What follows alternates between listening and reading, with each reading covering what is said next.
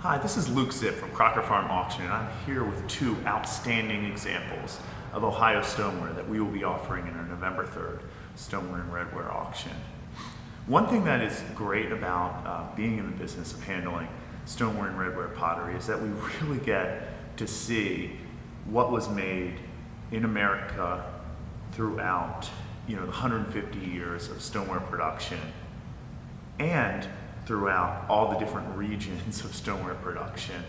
And Ohio really is probably the prime example of a melting pot, of a blending of styles of American stoneware production that you don't see in other regions. A lot of people migrated out west to Ohio from different regions. So you have potters from many different regions blending their styles in one area. So this is an example. These were both made in Ohio, but really kind of carry different styles. What's cool about American stoneware is, first of all, it was made to serve a function. It was made to be durable, and be able to survive heavy use.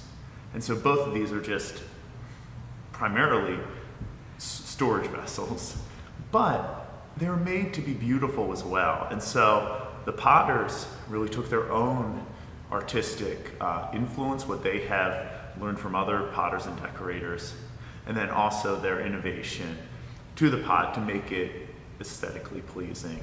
And so this one vessel, you can see what its purpose was. It was made to be durable for heavy use and pouring of a whole lot of brandy. And it survived. So this held Fowler's Peach Brandy. You can imagine this in some sort of general store, some merchant shop. 1856 is when it was made. But it is adorned, it's really kind of a New York State style of decoration. The double handle and then these large abstract floral designs. Imagine in upstate New York, like 1840s. So it's a little later getting out to Ohio, which is typical. This example was made to hold some sort of liquid, probably alcohol yet again, 5 gallons of it, survive a couple days. But this is more, it's kind of reminiscent of what you would find in like Red Wing, Minnesota, with this 5-gallon.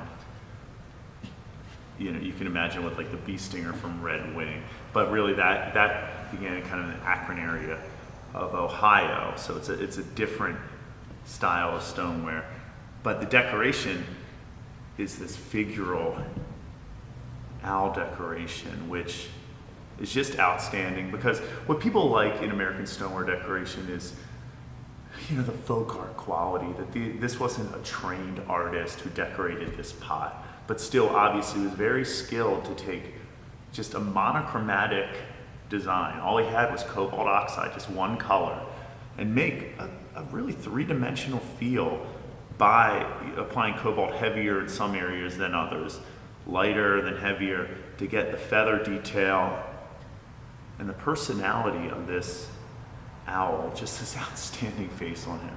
And then he even carved the incised detail, like the claws, talons of the owl, then around his face. Just great personality and very unusual. By and large, these jugs he was making day after day with just the 5, maybe a little bit of embellishment below. This was very special to make an owl decoration. So both of these are just great examples of what you want in collecting American stoneware. They were made, first of all, to serve a function, but then it gives us great insight into what these potters would do when they wanted to make something a little more beautiful at the time. So we're thrilled to offer them in our November 3rd Stoneware and Redware auction.